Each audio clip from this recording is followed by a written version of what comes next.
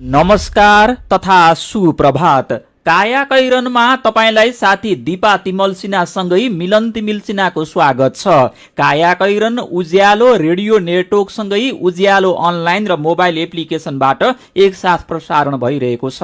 आज 2078 साल वैशाख 11 गते शनिबार चैत शुक्ल पक्षको द्वादशी तिथि सन् 2021 अप्रिल 24 तारिक आज लोकतन्त्र दिवस। काया कैरन सुरु गरौं मुख्य खबरका शीर्षकहरूबाट।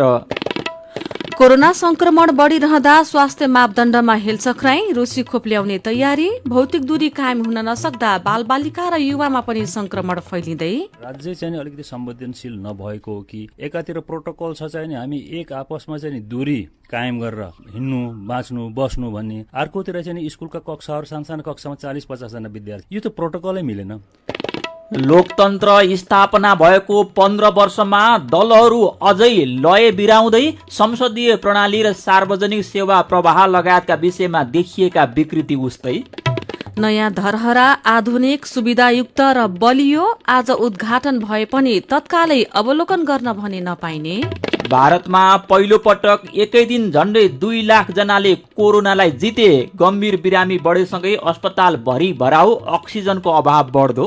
र त्रिदेशीय 2020 क्रिकेटको उपाधिका लागि नेपालले आज नेदरल्यान्डसँग खेल्दै आइपिएलमा पञ्जाबसँग मुम्बई 9 विकेटले पराजित। काया कैरनमा अब खबरको सिलसिला।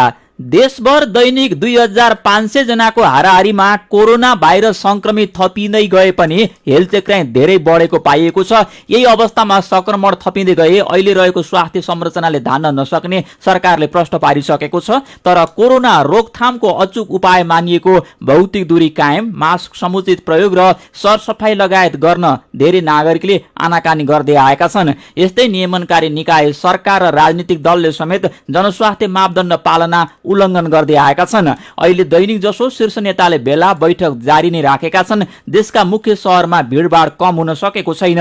स्वास्थ्य तथा जनसङ्ख्या मन्त्रालयले 25 जना भन्दा धेरै भेला हुन रोक लगाए पनि कार्यान्वयन भइरहेको छैन। मुख्यतया सार्वजनिक यातायातमा सवार गर्दा भौतिक दूरी कायम हुन नसकेको छैन भने मास्क र घर बाहिर निस्किँदा समेत सेनिटाइजरको उचित प्रयोग हुन सकेको छैन।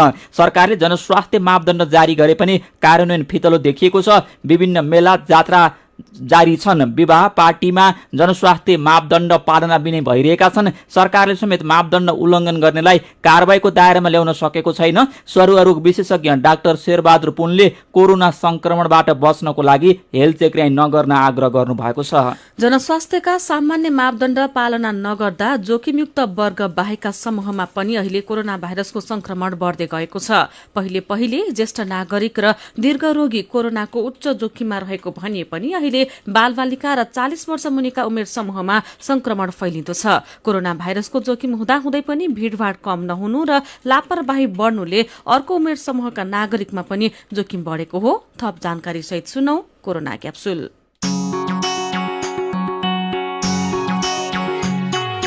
बाढी पहिरो खेपियो, आधी हुरी छेकियो, संसारकै विनाशकारी भुइँचालो नि जितियो। नमस्कार, म कृष्णा ताम्राकार। कोरोनाको यो 26औं क्याप्सुल हो। आजको क्याप्सुलमा 5वटा डोजहरू छन्। यी डोजहरू फेरि फैलिन थालेको महामारी रोक्न अघि सारिएका उपाय बीच नमिलेको ताल र सुरका विषयमा तयार पारिएका छन्। आजका क्याप्सुलका 5वटै डोजहरू दिँदै हुनुहुन्छ एनेस्थेसिया तथा क्रिटिकल केयरका डाक्टर गोविन्द गौतम। कोरोनाको महामारी त पोहोर नै सुरु भएको हो, तर यो पालि पोहोर भन्दा व्यापक हुँदैछ। कसैले यसलाई महामारीको नयाँ लहर पनि भन्छन्। आखिर पोहोर सालको कोरोना र अहिलेको कोरोनामा के फरक छ? सुनौ आजको पहिलो डोज। अहिलेको भाइरसको म्युटेसन चाहिँ नि अलिकति फरक देखिएको छ। डबल म्युटेन्ट भन्ने कुराहरू आइरहेको छ र म्युटेसन यति छिटो भइरहेको छ। यो म्युटेड भाइरसले, यो जुन चाहिँ आफ्नो गुणहरू नै परिवर्तन गरेको भाइरसले असर कतिको गर्छ भन्ने कुरा अहिले जुन माहौल देखिएको छ। अब हामीले छिमेकी मुलुकमा जुन चाहिँ नि सामाजिक सञ्जालमा हेर्दाखेरि निकै डरलाग्दो देखिएको छ। त्यो हामी कहाँ पनि आउन भन्न हामी सक्दैनौँ र त्यस्तै ब्राजिलमा पनि देखिएको छ। हजुर, यस्तो यो भाइरस चाहिँ अलिकति फरक खालको म्युटेसन पनि अलिक फरक खालको भइरहेछ। पोहोर सालको महामारीले पाका तथा ज्येष्ठ नागरिक तथा दीर्घ रोगीलाई आतंकित पारेको थियो। केटाकेटी घरमै थिए र सुरक्षित थिए। तर यो पालि कोरोनाको मारमा बालबालिका र किशोर किशोरीहरू पनि परेका छन्। के नमिलेर यस्तो भयो? सुनौ कोरोना क्याप्सुलको दोस्रो डोज। हो, यो भाइरस चाहिँ नि अब म्युटेट भएको हुनाले अब चाहिँ नि यसले नयाँ वर्गहरूलाई पनि अहिले एट्याक गरिरहेको छ र थुप्रै चाहिँ नि यस्तो डाटाहरू आइरहेको छ जहाँ चाहिँ नि बालबालिकाहरू पनि यसबाट पीडित छन्, संक्रमित छन्। त्यसर्थ मैले चाहिँ नि के भन्छु भन्दाखेरि राज्य चाहिँ नि अलिकति संवेदनशील नभएको हो कि खास गरेर अहिले बालबालिकाको पठन पाठन जुन एउटा अहिलेसम्म चाहिँ चलिरहेको छ, स्कुलहरू गइरहेका छन्। किन भन्दाखेरि हजुरको एकातिर प्रोटोकल छ चाहिँ नि हामी एक आपसमा चाहिँ नि दूरी कायम गरेर हिँड्नु, बाँच्नु, बस्नु भन्ने, अर्कोतिर चाहिँ नि स्कुलका कक्षाहरू सानसानो कक्षामा 40-50 जना विद्यार्थी हुन्। यो त प्रोटोकलै मिलेन। आफै नियम बनाउने र बनाएको नियमलाई धोती लगाउने रोगले यो देशका पार्टी, नेता, कर्मचारी तथा नागरिकहरूलाई नराम्रोसित गाँजेको छ। महामारीका बेला यो समस्या उग्र रूपमा फैलिएको छ। राजनीतिक दलका भेला भइरहेका छन्। धार्मिक र सांस्कृतिक मेला धुमधामसित चल्दैछ। भेला र मेलामा सयौं र हजारौं मानिसको जमघट देखिन्छ। यस्ता भेला र मेलाले महामारीको आगोमा घिउ थप्छ भन्ने सबैलाई थाहा छ, तर कसैले फिक्री गरेको देखिँदैन। सुनौ कोरोना क्याप्सुलको तेस्रो डोज महामारीबाट निर्भय र निरपेक्ष सरकार, नेता, कर्मचारी तथा सर्वसाधारणका लागि। राज्यलाई पनि कता कता अल्मलिएको जस्तो, यसमा संलग्न निकायहरू पनि कता कता हराएको जस्तो र जनसमुदायलाई पनि चासै छैन कि जस्तो पनि देखिएको छ। र प्रोटोकल अहिले चाहिँ नि जारी छ। हुन त यो पुरानै प्रोटोकल हो, तर संसार भाइरसले आतंक मच्चाएको स्थितिलाई हेर्दाखेरि प्रोटोकल अलिकति कडा लागू गर्न नसकेको कि राज्यले जस्तो लागिसकेको छ मलाई। किन भन्दाखेरि यो राति नहिँड्नु अनि राजनीतिक भेला गर्नु के यिनी कुराहरूमा चाहिँ नि भाइरसलाई संक्रमण गर्दैन र, भाइरसलाई एट्याक गर्दैन र? मलाई त यस्तो लाग्दैन। यो गलत भइरहेछ, यो हुन नपर्ने हो। यदि प्रोटोकल लागू गर्न सक्यो भने अब त लगभग हामी त लकडाउनको स्थितिमा आइसक्यौँ भोलि। किन भन्दाखेरि भाइरसको चेन ब्रेक गर्नु नै गत वर्षको अनुभवले त्यही देखाइरहेको छ। जब लकडाउन गरेपछि यो भाइरस केही नियन्त्रणमा आयो। त्यसर्थ हामीले चाहिँ नि यो प्रोटोकलको कुराहरू गर्दाखेरि भेला चाहिँ फिटिक्कै गर्नुहुन्न र 25 जना के हामी चाहिँ नि 4 जना पनि एकै ठाउँ चाहिँ नि बस्नु हुँदैन। नत्र हामीले चाहिँ नि जुन यति मिटर उति मिटरको दूरीको प्रोटोकल त त्यो कहाँ लागू भयो त? मैले हेर्छु यो कुरामा चाहिँ जनसमुदाय बढी सचेत हुन पर्ने छ। आजको चौथो अन्तिम डोज चाहिँ राजनीतिक भेटघाट, भेला, जुलुस र मेलामा रमाइरहेका राजनीतिक दलका नेता र कार्यकर्ताका लागि। जुन अङ्गले यो कुरालाई चाहिँ नि उदाहरणको रूपमा प्रस्तुत भइदिए पर अरू आम समुदायलाई चाहिँ त्यो उदाहरणको रूपमा पालना गर्ने थियो होला, तर त्यही वर्गबाट नभएको हुनाले आम समुदायलाई यो चासो नभएको जस्तो देखिन्छ। मेरो सुझाव चाहिँ नि यथार्थ स्थितिलाई चाहिँ नि यसको बारेमा बुझेर चिन्तन गरेर आम नागरिकलाई, सिङ्गो देशलाई चाहिँ बचाउने जुन प्रोटोकल हो, रोगबाट, यस भाइरसबाट बचाउने, उहाँहरू नै पहिले उदाहरण हुनुपर्छ। आजको क्याप्सुलका डोजहरूका लागि एनेस्थेसिया तथा क्रिटिकल केयरका डाक्टर गोविन्द गौतमलाई धन्यवाद र कोरोना क्याप्सुल सुन्नु भएकोमा तपाईँलाई धन्यवाद। कोरोना महामारीको जोखिम दिनदिनै बढ्दैछ। त्यसैले खोप लगाए पनि नलगाए पनि मास्क लगाउन, बोलीचाली र भेटघाटमा भौतिक दूरी कायम गर्न र साबुन पानीले हात धुन नबिर्सनुहोला। लौ त कोरोनाको अर्को क्याप्सुलमा फेरि भेटौँ। कोरोना क्याप्सुल प्रस्तुत गर्दै हुनुहुन्थ्यो कृष्णा ताम्राकार। कोरोनाकै अर्को प्रसङ्गमा नेपालले रुसबाट कोभिड-19 विरुद्धको खोप ल्याउने तयारी सकारात्मक रूपमा अघि बढाएको छ। भारतमा दोस्रो लहरको कोरोना संक्रमण बढेसँगै नेपाललाई आवश्यक खोप आयात हुन गाह्रो भएपछि सरकारले थप खोप ल्याउन उत्पादन गर्ने देशहरू अमेरिका, चीन, रुस र बेलायतसँग संवाद गरेको थियो। त्यसमध्ये रुसबाट स्पुत्निक 5 खोप ल्याउने तयारी सकारात्मक रूपमा अघि बढेको हो। स्वास्थ्य तथा जनसङ्ख्या मन्त्रालयको उच्च स्रोतका अनुसार अहिलेका लागि रुसबाट नै खोप ल्याउन गृह कार्य भइरहेको छ। रुसको Gamaleya research institute of epidemiology and माइक्रोबायोलोजीले विकास गरेको यो खोपलाई नेपालको औषधि व्यवस्था विभागले वैशाख 7 गते आपतकालीन प्रयोगका लागि स्वीकृति दिइसकेको छ। कायाकैरनमा खबरको सिलसिला बाँकी नै छ, सुन्दै गर्नुहोला।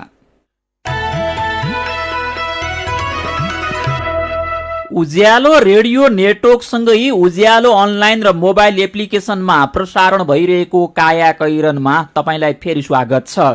यतिन्जेल हामीले कोरोना संक्रमण बढिरहँदा स्वास्थ्य मापदण्डमा हेलचेक्र्याई रुसी खोप ल्याउने तयारी, भौतिक दूरी कायम हुन नसक्दा बालबालिका र युवामा समेत संक्रमण फैलँदै लगायतका खबर प्रस्तुत गर्यौं। अब बाँकी खबर।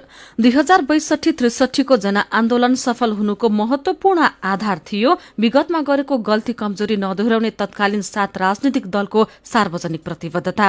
लगातार 19 दिनको जनआन्दोलनपछि तत्कालीन निरंकुश राजतन्त्रले 2063 वैशाख 11 मा नागरिकका अगाडि घुँडा टेक्यो र देश संविधान निर्माण, शान्ति प्रक्रिया, पूर्ण लोकतन्त्र, संघीयता र गणतन्त्रको युगमा प्रवेश गर्यो। लोकतन्त्र पुनर्स्थापना भएको 15 वर्ष पूरा भएको छ। देशले राजाबिनाको संघीय लोकतान्त्रिक गणतन्त्रात्मक शासन व्यवस्थाको अभ्यास गरिरहेको छ। राजनीतिक उपलब्धि प्राप्त भए पनि नागरिकले विकृतिको विरासतबाट मुक्ति पाउन सकेका छैनन्। जुन गल्ती नदोहोर्याउने प्रतिबद्धता दलले गरेका थिए त्यस्तै गल्तीहरूको पुनरावृत्ति भइरहेको छ। 50 को दशकमा संसदीय प्रणाली, सार्वजनिक सेवा प्रवाह लगायतका विषयमा देखिएका विकृति अहिले पनि उस्तै छन्। 2046 सालमा प्रजातन्त्र प्राप्तिपछि सरकारको नेतृत्व गरेका कांग्रेस र एमालेकै वरिपरि अहिले पनि सत्ता र शक्ति छ। शान्ति प्रक्रियामा आएपछि माओवादी र मधेसवादी दल थपिएका छन्, तर तिनका प्रवृत्ति पनि उस्तै देखिएको छ। विगतमा संसदीय विकृतिको आलोचना गरेको माओवादी केन्द्र त्यसको सुधारको बाटोमा लाग्नु भन्दा पनि त्यसमै रमाएको छ। छोटो छोटो समयमा सत्ता फेरबदल गर्ने भूमिकामा अन्य संसदीय दल जस्तै माओवादीले पनि आफूलाई ढालिसकेको छ। राजनीतिक विश्लेषक पुरञ्जन आचार्य जनआन्दोलनको सफलतापछि नागरिकले कांग्रेस र एमालेको विकल्पका रूपमा माओवादीलाई रुचाए पनि माओवादीले अन्य दलको भन्दा पनि छिटो विश्वास गुमाएको बताउनुहुन्छ। लय बिराउँदै दलहरू आजको कान्तिपुर दैनिकले खबर छापेको छ।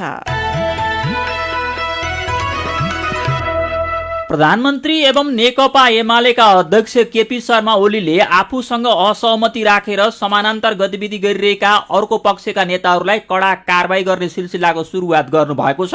यसअघि चैत 8 मा एउटै नेतालाई 3 पटकसम्म स्पष्टीकरण सोधेका ओलीले विपक्षी धारका नेताहरूलाई पार्टीको साधारण सदस्य समेत नरहने गरी कारबाही थाल्नु भएको हो।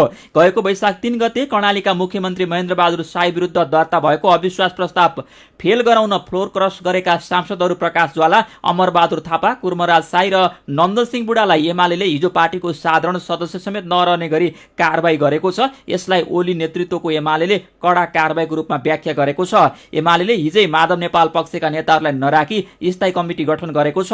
9औं महाधिवेशनबाट निर्वाचित कमिटी भंग गरेर अध्यक्ष, महासचिव बाहेक अरू सबैलाई 10औं राष्ट्रिय महाधिवेशन आयोजक कमिटीको सदस्य बनाएको एमालेले स्थायी कमिटी गठन गर्दा वरिष्ठ नेता झलनाथ खनाल र माधव कुमार नेपाल पक्षधर नेताहरूलाई नसमेटेको हो।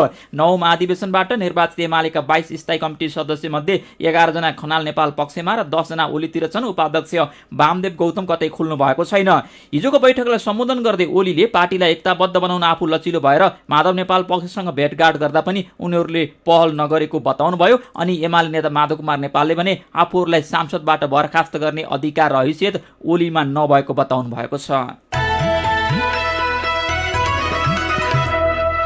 लडेका घर उभिए, पुराना संरचनामा धेरै ठाउँ लगाइएका टेकाहरू हटाइए। देशलाई 2072 वैशाख 12 को भूकम्पको त्रासदी सम्झाउने सबैभन्दा गतिलो चिनो थियो सुन्धाराको धरहराको ठुटो। अब यो ठुटोसँगै नयाँ संरचना तयार भएको छ जसले देश निर्माणको नयाँ युगमा प्रवेश गरेको सम्झाउनेछ। नयाँ धरहरा आधुनिक सुविधायुक्त र बलियो बनाइएको छ। राष्ट्रिय पुनर्निर्माण प्राधिकरणका सम्पदा विज्ञ राजमान मानन्धरका अनुसार धरहराको मूल टावर निर्माणको काम पूरा भएको छ। 2वटा लिफ्ट राख्ने र रंगरोगन गर्ने काम सकिएको छ। 2 मध्ये एउटा लिफ्ट सञ्चालनमा आएको छ। अबको धरहरा अपाङ्गता भएकाहरूले पनि चढ्न र हेर्न सजिलो हुनेछ। बाहिरी स्वरूप पुरानो धरहरा जस्तै देखिने बनाइएको भए पनि भित्री संरचना धेरै फरक छ। यसमा प्राचीन धरहराको गजुर बाहेक अरू कुनै पनि सामग्री प्रयोग भएको छैन।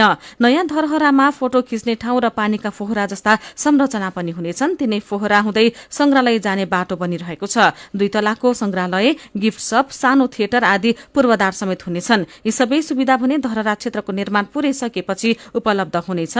आज उद्घाटनको कार्यक्रम राखिएको यो धरहरा नागरिकले तत्कालै अवलोकन गर्न भने पाउने छैनन्। योजना अनुसारको तयारी पूरा भएको केही समयपछि खुला गर्ने सरकारको योजना छ। तपाईँ अहिले सुन्दै हुनुहुन्छ काया कैरन। हामीसँग मेरो पनि भन्नु छ र कार्टुनसँगै खबरको सिलसिला बाँकी नै छ, सुन्दै गर्नुहोला। सीधा कुरा प्रश्न विचार काठमाडौँमा 90 मेगाहर्ज उज्यालो रेडियो नेटवर्क मार्फत देशभरिका विभिन्न एफएम स्टेशन तथा उज्यालो अनलाइन र मोबाइल एप्लिकेशनमा प्रसारण भइरहेको काया कैरनमा तपाईलाई फेरि स्वागत छ। अब बाँकी खबर। वैशाख 12 मा भूकम्पको 6 वर्ष पुग्दैछ तर पुनर्निर्माणको काम अझै सकिएको छैन। अनुदान सम्झौता गरेका 8,11,554 मध्ये 58,650 जनाले पुनर्निर्माणको काम शुरू गरेका पनि छैनन्। यो तथ्याङ्क शहरी क्षेत्रको रहेको राष्ट्रिय पुनर्निर्माण प्राधिकरणले जनाएको छ। त्यसमा पनि धेरै संख्या काठमाडौँ उपत्यका भित्रकै रहेका प्राधिकरणका सहप्रवक्ता मनोहर घिमिरेले बताउनुभयो। उपत्यका सहितका केही शहरी क्षेत्रमा समस्या छ, सम्झौता गरेर पनि पुनर्निर्माणको काम शुरू भएको छैन उहाँले भन्नुभएको छ। प्राधिकरणका प्रमुख कार्यकारी अधिकृत सुशील गेवालीले भने चालू आर्थिक वर्षभित्र सबै लाभग्राहीको घर बनिसक्ने दावी गर्नुभएको छ। 92% घर बनाइरहेका छन्, यो नै धेरै ठूलो संख्या हो गेवालीले भन्नुभएको छ। यसमा थोरै संख्या बाँकी रहनु सामान्य हो। पुनर्निर्माणका क्रममा 1 लाख भन्दा धेरै दक्ष निर्माणकर्मी तयार भएको पनि प्राधिकरणले जनाएको छ। मेरो पनि भन्नु छ। दाङमा कोरोना संक्रमितलाई भुइँमै राखेर उपचार गर्न थालिएको खबर उज्यालोमा पढेर जयराम घरती लेख्नुहुन्छ, तत्काल आवश्यक व्यवस्था गरेर संक्रमण न्यूनीकरण गर्नुपर्छ। संक्रमण व्यापक भयो भने लकडाउन गर्नुको औचित्य रहँदैन। संक्रमित बढ्दै जाँदा उपचार गर्न पनि सम्भव छैन, त्यसैले संक्रमण हुनबाट रोक्नुपर्छ। संक्रमितले बेड नपाएकै खबरमा रविन्द्र पौडेल भन्नुहुन्छ, अवस्था डरलाग्दो भइरहेको छ। यस्तो अवस्थामा नागरिक स्तरबाट हेलचेक्राई बिनाको उच्च सजगता र सतर्कता आवश्यक छ। सरकारी निकायहरू पनि पर्याप्त तयारीका साथ सेवामा खटिनु पर्दछ। कृष्ण पाठक, हामी नागरिकले कोरोना महामारीदेखि सावधानी अपनाउन अत्यन्तै जरूरी छ भन्दै लेख्नुहुन्छ, सरकारको मुख नताकौं, सरकार कुर्सीकै लडाईँमा व्यस्त छ। सचेत सजग बनौं, स्वास्थ्य मापदण्ड पूर्ण रूपमा पालना गरौं। असार महिनासम्ममा 3 लाख व्यक्तिमा कोरोना संक्रमण हुन सक्ने सरकारले अनुमान गरेको विषयमा लेखनाथ काफले लेख्नुहुन्छ, भारतबाट नेपाल छिर्ने सबै नाका बन्द गरौं, अन्तर्राष्ट्रिय हवाई मार्ग पनि बन्द गरौं, परीक्षणको दायरा बढ़ाउँ र उपचार गर्नेतर्फ ध्यान पुर्याउँ। नेपालमा कोरोना महामारीको विकराल स्थिति आइसक्यो। अनि रमेश नेरौला व्यङ्ग्य गर्दै लेख्नुहुन्छ, स्कूल, कलेज र मन्दिरमा मात्र कोरोना फैलिने हो र? राजनीतिक भेला अनि हिजोको बालुवाटार बैठकलाई केही नहुने कस्तो पक्षपाती कोरोना हाम्रो देशमा फैलियो। विचारका लागि तपाईलाई धन्यवाद। मेरो पनि भन्नु छ। मेरो पनि भन्नु छ प्रस्तुत गर्दै हुनुहुन्थ्यो साथी राधा ढुङ्गाना। काया कैरनमा अब विदेशको खबर। भारतमा पहिलो पटक एकै दिन झण्डै 2 लाख जनाले कोरोनालाई जितेका छन्। भारतमा संक्रमणको नयाँ रेकर्ड बन्दै गएका बेला निको हुने संख्या पनि बढेको छ। गएको 24 घण्टामा 1,92,000 भन्दा धेरैले कोरोनालाई जितेका भारतीय सञ्चार माध्यमले जनाएका छन्। यस्तै भारतमा गएको 24 घण्टामा 3,45,147 जना नयाँ संक्रमित थपिएका छन्। 2,621 जनाको गएको 24 घण्टामा ज्यान गएको छ। भारतमा बिरामीले अस्पतालमा शय्या पाउन लामो समयसम्म पर्खनुपर्ने अवस्था छ। यस्तै बिरामी बढेसँगै अस्पतालहरूमा अक्सिजनको अभाव हुन थालेको छ। अब खेल खबर। त्रिदेशीय 2020 क्रिकेटको उपाधिका लागि नेपालले आज नेदरल्याण्डसँग खेल्दैछ। खेल त्रिवी मैदान कीर्तिपुरमा दिउँसो 1:15 बजे हुनेछ। कोरोना महामारीपछि पहिलो अन्तर्राष्ट्रिय प्रतियोगिताको फाइनल खेल्न लागेको नेपाल उपाधि जित्ने लक्ष्यमा छ। नेपाल र नेदरल्याण्ड शीर्ष 2 स्थानमा रहँदै फाइनल पुगेका हुन्। यस्तै क्रिकेटकै अर्को प्रसंगमा इन्डियन प्रिमियर लिग क्रिकेट आईपीएलमा पंजाब किङ्सले साबिक विजेता मुम्बई इन्डियन्सलाई 9 विकेटले पराजित गरेको छ। गैराती भएको खेलमा मुम्बईले दिएको 132 रनको लक्ष्य पंजाबले 17 ओभर 4 बलमा मात्र 1 विकेट गुमाएर भेट्टायो। आईपीएलमा आज राजस्थान रोयल्स र कोलकाता नाइट राइडर्स खेल्दैछन्। खेलकै अर्को प्रसंगमा इंग्लिश प्रिमियर लिग फुटबलमा आर्सेनल पराजित भएको छ। गैराती घरेलु मैदानमा भएको खेलमा आर्सेनल एभर्टनसँग 1-0 गोल अन्तरले पराजित भएको हो। खेलको 76 मिनेटमा आर्सेनलका वन लेनोले आत्मघाती गोल गरेसँगै आर्सेनल पराजित भयो। काया कैरनमा अब पालो आयो उखानको। जहाँ मन शुद्ध त्यही तीर्थ। उज्यालो रेडियो नेटवर्कबाट प्रसारण भइरहेको काया कैरन सक्नु अघि मुख्य खबर फेरि एकपटक। कोरोना संक्रमण बढ़िरहँदा स्वास्थ्य मापदण्डमा हिलचक्राई, रुसी खोप ल्याउने तयारी, भौतिक दूरी कायम हुन नसक्दा बालबालिका र युवामा पनि संक्रमण फैलिँदै, लोकतन्त्र स्थापना भएको 15 वर्षमा दलहरू अझै लय बिराउँदै, संसदीय प्रणाली र सार्वजनिक सेवा प्रवाह लगायतका विषयमा देखिएका विकृति उस्तै, नयाँ धरहरा आधुनिक सुविधायुक्त र बलियो आज उद्घाटन भए पनि तत्कालै अवलोकन गर्न भने नपाइने, भारतमा पहिलो पटक एकै दिन झण्डै 2 लाख जनाले कोरोनालाई जिते, गम्भीर बिरामी बढेसँगै अस्पताल भरि भराउ, अक्सिजनको अभाव बढ्दो र त्रिदेशीय 2020 क्रिकेटको उपाधिका लागि नेपालले आज नेदरल्याण्डसँग खेल्दै आइपीएलमा पन्जाबसँग मुम्बई 9 विकेटले पराजित। अब कार्टुन रविन्द्र मानन्दरले बनाउनु भएको कार्टुन लिएका छौं। काठमाडौँमा भव्य धरहरा बन्यो, तर नागरिकले पाउनुपर्ने अरू सेवा सुविधा र विकास निर्माणका धेरै काम अझै पूरा हुन सकेको छैन भन्ने प्रसङ्गसँग यो कार्टुन सम्बन्धित छ। यहाँ एकजना महिला तुइनमा तुन्द्रुङ झुन्डिएर निकै सकसँग नदी पार गर्दैछिन् अनि त्यही बेला हेलिकप्टरमा सर्र उड्दै गएका प्रधानमन्त्री जस्ता देखिने मान्छे त्यहाँ पुगेर भन्दैछन्, अब तुइन होइन धरहरा चढेर टिकटक बनाउने होइन नि।